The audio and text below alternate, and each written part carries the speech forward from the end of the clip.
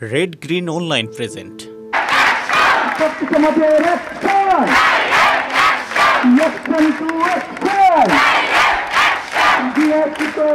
আমরা শক্ত অবস্থান করছি, আমরা এই অবস্থানে থাকব, আমাদের সিদ্ধান্তে আমরা অবিচল থাকব যতক্ষণ না পর্যন্ত আমাদের পক্ষে রায় না আসছে ততক্ষণ পর্যন্ত আমরা রাজপথ ছাড়ব না। যতদিন থাকুক আমরা রাজপথে অবস্থান করব।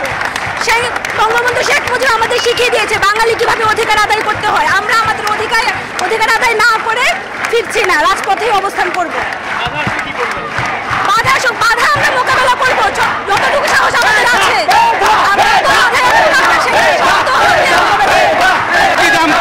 কিংবা বাধাকে ছাত্র সমাজ পরোয়া করে না। বাধা আসবে যেখানে, লড়াই হবে সেখানে।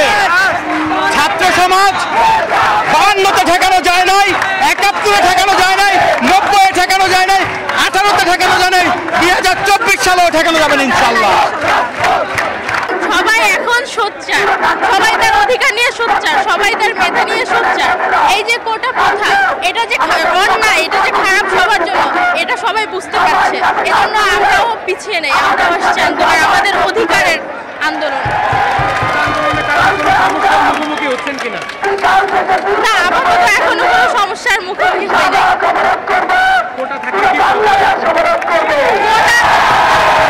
কোটা থাকা তো অনেক ধরনের প্রবলেম ভাইয়া, কারণ হচ্ছে একটা দেশকে এগিয়ে যাইতে হলে অনেক বেশি মেধাবীদের প্রয়োজন হয়।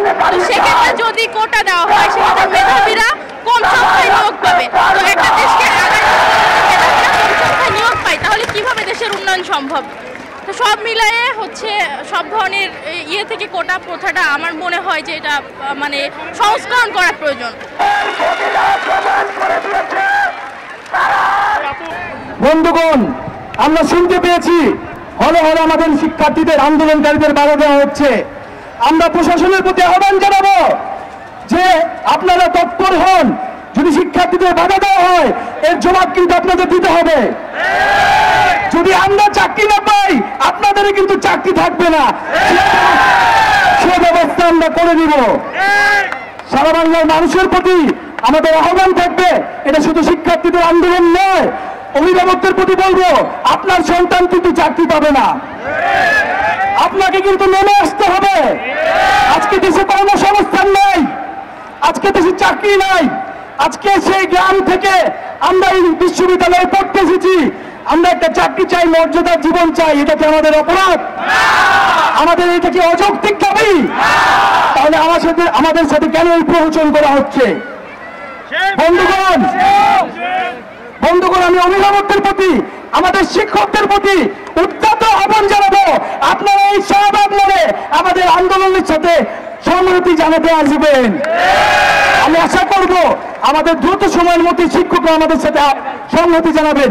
আমাদের মাননীয় ভিসি স্যার, আমাদের শিক্ষক সমিতি গত আন্দোলনের সময় কিন্তু আমাদের সাথে সংহতি জানিয়েছিলেন। বন্ধুগণ, আজকে বিভিন্ন বিশ্ববিদ্যালয় থেকে যেখানে শিক্ষার্থীরা আন্দোলন গড়ে তুলছে আমরা তাদেরকে ধন্যবাদ জানাচ্ছি। এবং আজকে এইখানে ঢাকার বিভিন্ন শিক্ষা প্রতিষ্ঠানের শিক্ষার্থীরা এসে সংহতি প্রকাশ করেছে, আমাদের সাথে মিছিলে ছিল। আমরা বুয়েটে গিয়েছি, আমরা ইডেন কলেজে গিয়েছি, আমরা সেখান থেকে সাড়া পেয়েছি। এই বিশেষ প্রতিবেদনটি যদি আপনাদের ভালো লেগে থাকে অথবা উপকৃত হন তাহলে অবশ্যই এই চ্যানেলটি সাবস্ক্রাইব করুন এবং লাইক, কমেন্ট ও শেয়ার করে রেড গ্রিন অনলাইনের সাথেই থাকুন। Thanks to everyone. Red green online.